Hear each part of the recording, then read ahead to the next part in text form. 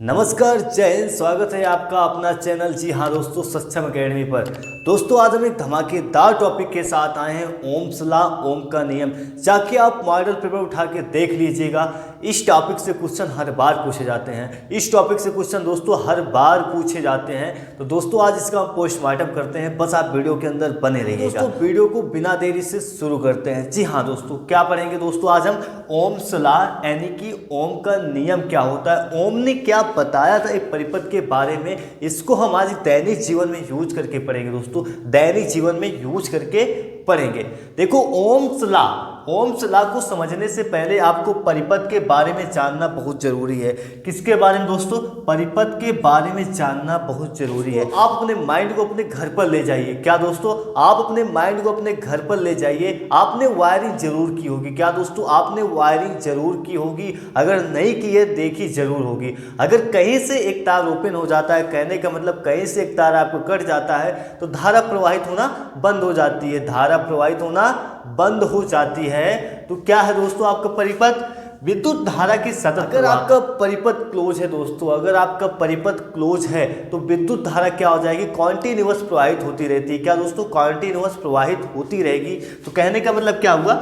विद्युत धारा के सतत तथा बंद पथ को क्या कहते हैं? परिपथ कहते हैं। आपके परिपथ के लिए क्या होना चाहिए दोस्तों? एक क्लोज लूप होना चाहिए, तभी धारा प्रवाहित होगी। जी हाँ दोस्तों, अब परिपथ में लगे महत्वपूर्ण अवयव होते हैं, उनके बारे में जानना बहुत जरूरी है। क्योंकि दोस्तों अगर आप जंग लड़ने जा रहे हो ना तो हथियार लेना बहुत जरूरी है। तो यहाँ पर दोस्तों इसके जो अवयव है ना वो आपके परिपथ के हथियार है दोस्तों। तो इसको हम समझ लेते हैं। सबसे पहले क्या बात करेंगे दोस्तों? विद्युत सेल क्या होता है?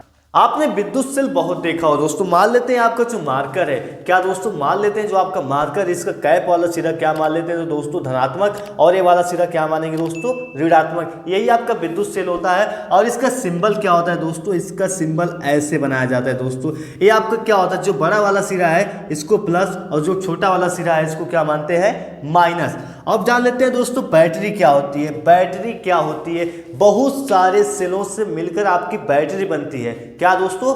बहुत सारे सेलों से मिलकर क्या बनती है? आपकी बैटरी। और इसका कनेक्शन कैसे किया जाता है ये जान लिए। नोट करना दोस्तों, इसका कनेक्शन कैसे किया जाता है ये जानना बहुत जरूरी है। मान लेते हैं आपका सेल 1 है और मान लेते हैं आपका सेल 2 है। तो इसका जो धनात्मक सिरा होता है इसके ऋणात्मक सिरे से ज्वाइंट करते हैं। क्या दोस्तों? इसका जो धनात्मक सिरा होता है इसके ऋणात्मक सिरे से ज्वाइंट करते हैं। फिर इसका धनात्मक सिरा इसके ऋणात्मक सिरे से ज्वाइंट करते हैं। इसी प्रकार बैटरी का निर्माण किया जाता है। मान लेते हैं यहाँ पर एक धनात्मक है तो क्या जोड़ेंगे दोस्तों? अगले वाले से ऋणात्मक जोड़ेंगे। फिर इसका ऋणात्मक सिरा अगले वाले सिरे से क्या? धनात्मक जोड़ेंगे। फिर इसका धनात्मक सिरा क्या जोड़ेंगे दोस्तों?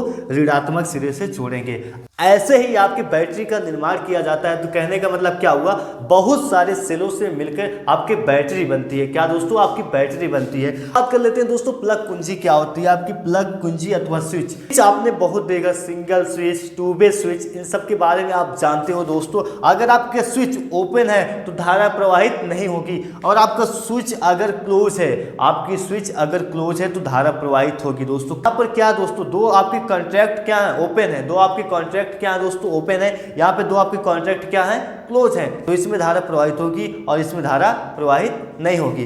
अब बात कर लेते हैं दोस्तों एमीटर क्या होता है। दोस्तों आपके बोर्ड पेपर में सीधा सीधा क्वेश्चन पूछ लिया जाता है कि एमीटर को हम किस क्रम में जोड़ते हैं। तो नोट करके ध्यान दीजिएगा दोस्तों, नोट करके माइंड में बैठा लीजिए। आपके एमीटर को हमेशा श्रेणी क्रम में जोड़ते हैं। किस में जोड़ते हैं दोस्तों? श्रेणी क्रम में जोड़ते हैं। तो एमीटर क्या होता है दोस्तों? या धारा को मापने वाला एक यंत्र होता है, यानी कि एक डिवाइस होता है। एमीटर आपका क्या होता है? धारा मापने वाला एक यंत्र होता है या डिवाइस होता है। अब बात कर लेते हो दोस्तों वोल्ट मीटर क्या होता है। जो आपका वोल्ट मीटर होता है ना दोस्तों, वह वोल्टेज को मापता है। और नोट करके अपने माइंड में बैठा लीजिएगा दोस्तों, नोट करके अपने माइंड में बैठा लीजिएगा। वोल्ट मीटर को हमेशा हम समांतर क्रम में जोड़ते हैं। क्या दोस्तों? पार्श्व क्रम में जोड़ते हैं, यानी कि समांतर क्रम में जोड़ते हैं। अब बात आता है प्रतिरोध क्या होता है। प्रतिरोध सिंबल होता है दोस्तों, ऐसे इसको बनाया जाता है। प्रतिरोध का काम क्या होता है इसको अपने दैनिक जीवन में यूज करके देखो दोस्तों। जैसे हमारे सफलता पाने के लिए, जैसे हमें सफलता पाने के लिए बहुत सारी कठिनाइयाँ, बहुत सारी मुसीबतों का सामना करना पड़ता है, कहने का मतलब रुकावट आती है, ऐसे ही प्रतिरोध का काम क्या होता है, या धारा को रोकने का काम करता है। प्रतिरोध का काम क्या होता है दोस्तों, धारा को रोकने का काम करता है। अब बात कर लेते हैं डायग्राम यानी कि फिगर। अगर आपका ओम का नियम आ जाता है तो आप फिगर कैसे बनाओगे। सबसे पहले क्या लिया है दोस्तों, हमने एक चालक तार लिया। सबसे पहले क्या लिया दोस्तों, हमने एक चालक तार लिया है, इसमें क्या लगा दिया, प्रतिरोध यानी कि रेजिस्टेंस लगा दिया है। अब इसमें कितना वोल्टेज प्रवाहित हो रहा है, कितना वोल्टेज प्रवाहित हो रहा है, तो मापने के लिए यहाँ पर हमने क्या लगा दिया दोस्तों, वोल्ट मीटर। इसको मापने के लिए हमने क्या लगा दिया, वोल्ट मीटर। वोल्ट मीटर किस क्रम में लगाया गया दोस्तों, समांतर क्रम में लगाया जाता है। क्या दोस्तों, समांतर क्रम में लगाया जाता है। समांतर क्रम की परिभाषा क्या हो जाती है, इसका जो दोनों सिरा होता है दोस्तों, इसका जो दोनों सिरा होता है एक ही बिंदु पर जुड़े होते हैं, कहने का मतलब एक ही कंडक्टर पर आपके जुड़े होते हैं, एक ही लाइन में क्या होते हैं दोस्तों, जुड़े होते हैं। और यहाँ पर क्या लगा दोस्तों, एमीटर।